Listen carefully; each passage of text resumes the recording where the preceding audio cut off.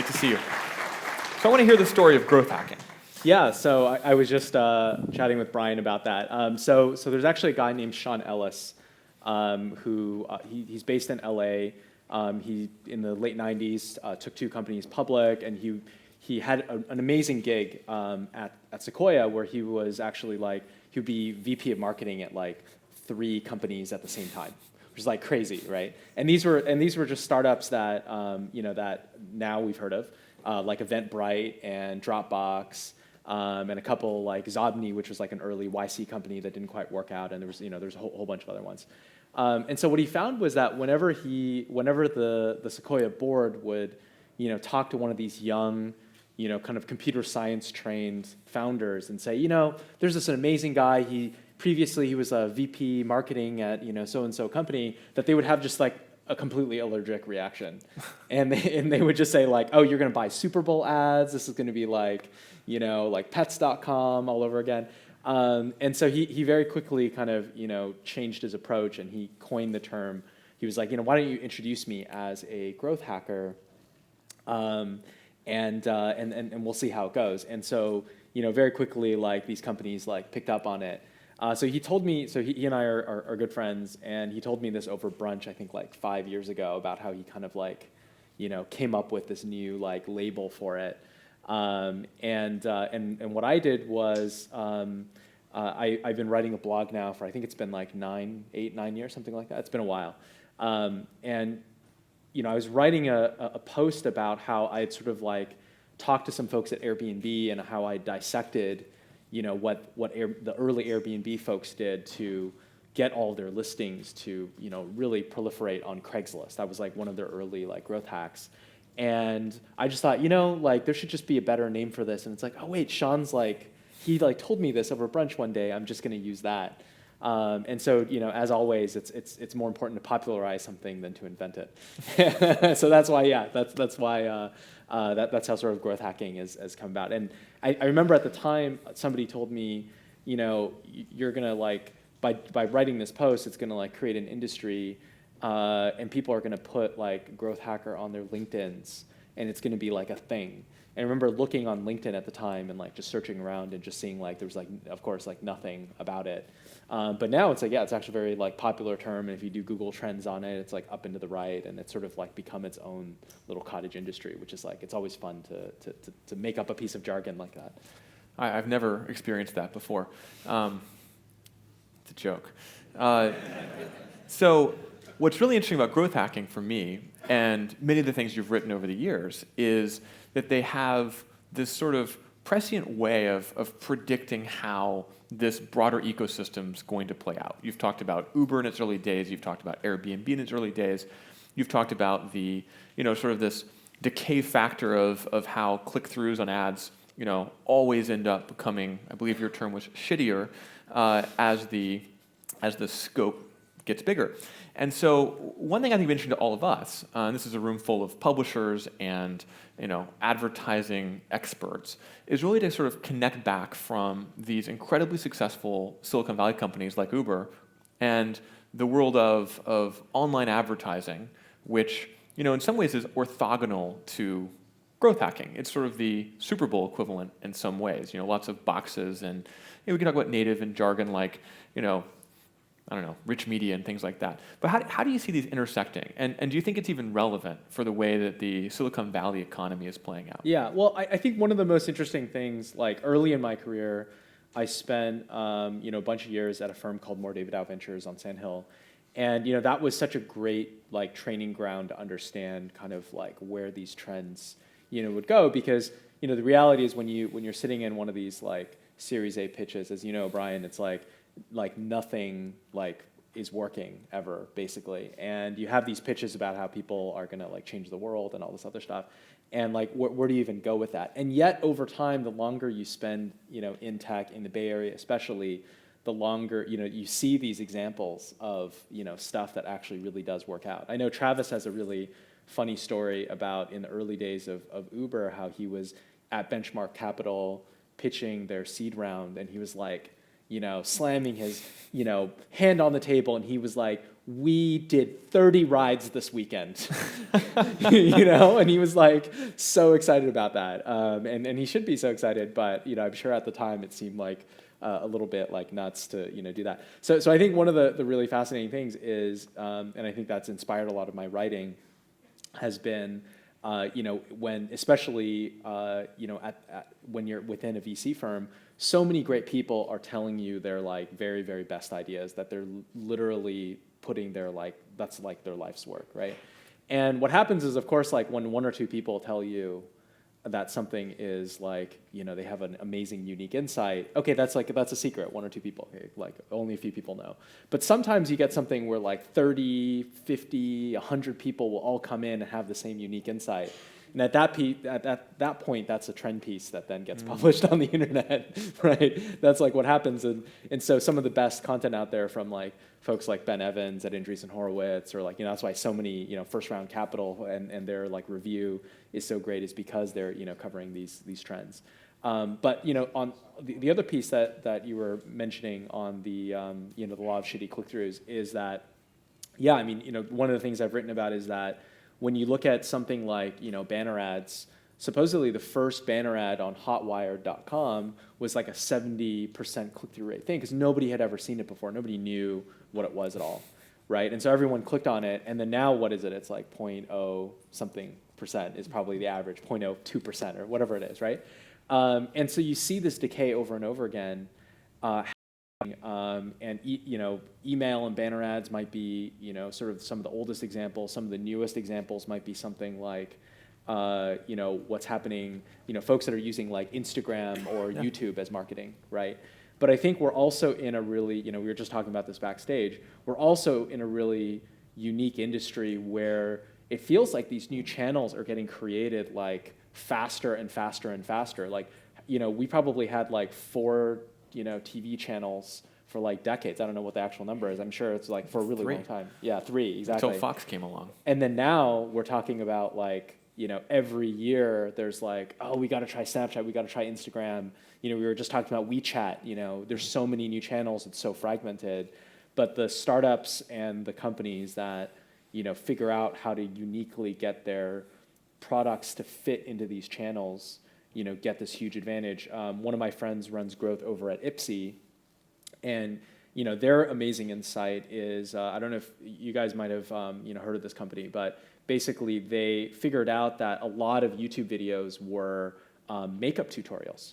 And so they partnered with Michelle Phan, who has like, I think hundreds of millions of YouTube views, right? Like of her literally just putting on makeup. And she was doing it from her house for like many, many years, has built an amazing audience.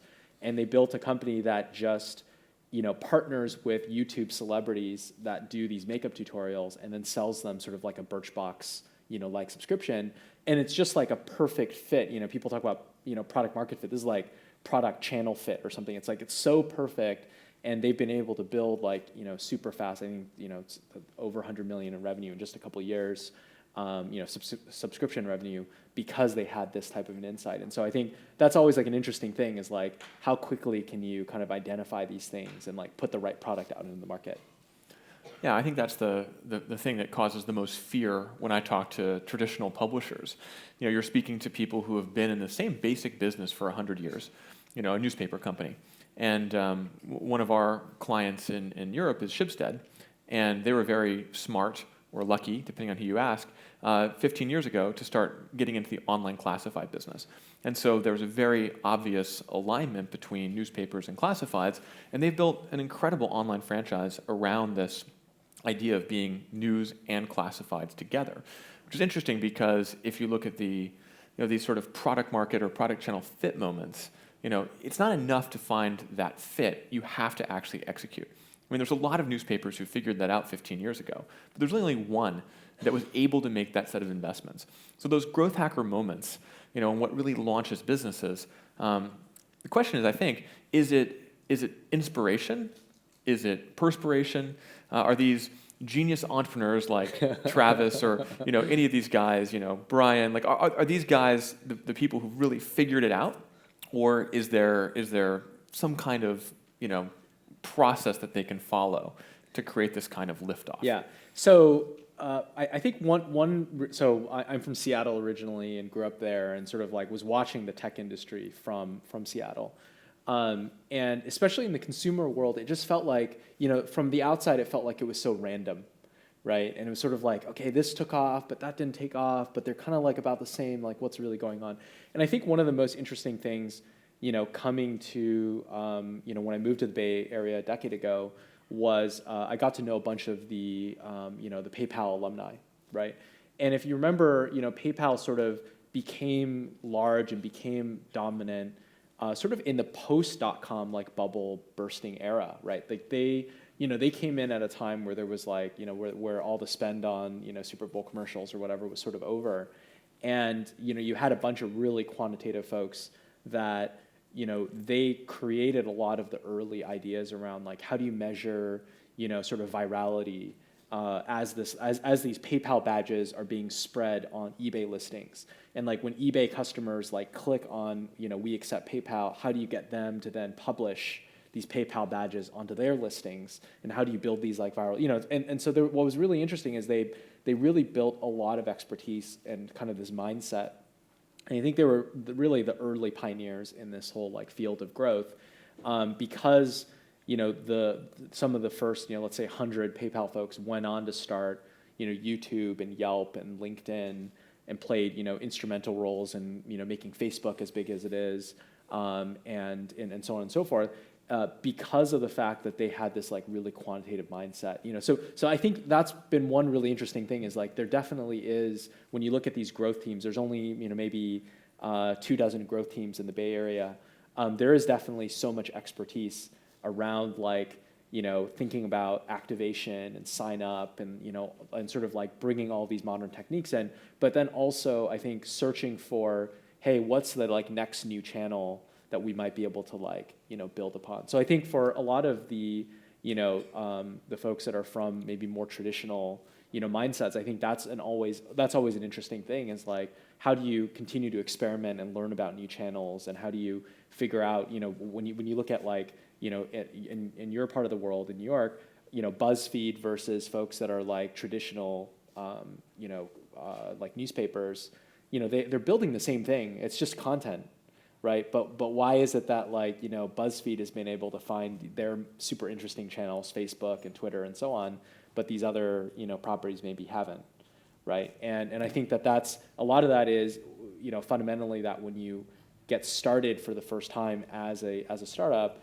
you exist in a completely new world where you can like go after maybe a channel that like only blipped into existence in the last, year, and you can focus your entire effort on like YouTube or Snapchat or something, and you can be like the pure play.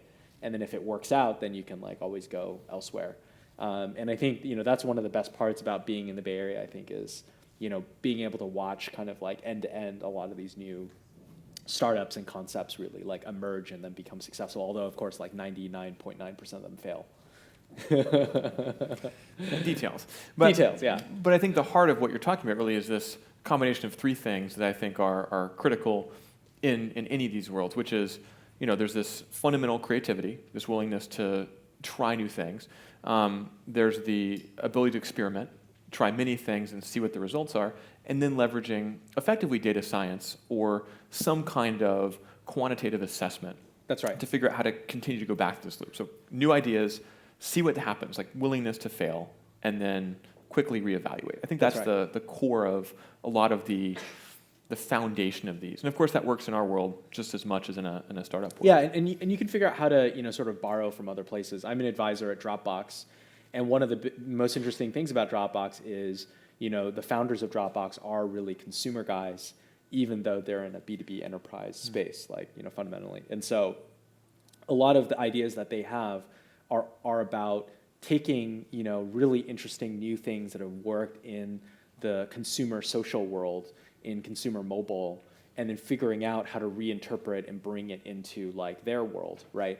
And in that way, it's not like they're inventing necessarily new ideas from scratch, but like, by the way, you take one of the really, really great products that's come out recently, Slack, the fact that they use your like work domain, to help you find your colleagues is kind of like a Yammer kind of thing, which really came out of like Facebook, like Right. .edu, and so I think there's a really interesting thing, even when you're kind of a little bit outside of the, core kind of, social consumer area, like what things can you borrow, like what makes sense, and you can sort of, do it with a twist. Yeah, I think that's a great part of this community, which is I've walked out on break, and you're sharing ideas, and you're seeing what works for other people. You don't have to do it all yourself. So let me close with a question we were just talking about backstage, which is there's a great Bill Gates quote, which is, we overestimate what we can do in a year, and we underestimate what we can do in a decade. So what do you think is going to happen in the next year versus the next decade that we all need to be prepared for, given what feels like a moment of incredible change around the internet? Yeah, absolutely. Well, it's what's certainly true in the next 10 years, and something that Brian and I were talking about, backstage, is like, I think we all know that there's got to be a new, platform that's going to come out that's going to be huge, right? Because you look at mobile. And then maybe before that, you would say like social was like the big thing. And then before that, you'd say browser. And before that, maybe you'd say like Windows, GUI, like AOL, it kind of goes come back. on. AOL, yeah, sure. Yeah, exactly. Let's put AOL in there, give them some credit. And so I think one thing that's really interesting is that right now, I think the industry is working towards like messaging, as the next thing. Maybe that's like the 1 year thing that like could happen, maybe won't happen. I guess it's happening in China, so maybe that makes it like more likely that the same behavior will come over.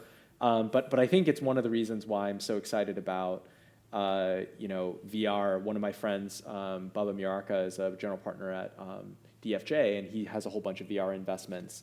And we've had a bunch of super interesting conversations about like what is like advertising in like VR. Like what does that mean? You probably don't just put like stuff on, kind of like surface area. Like maybe you're like beaming in between, spaces, like who knows, right? Like what do analytics systems look like? What does content look like? What does communication look like in VR?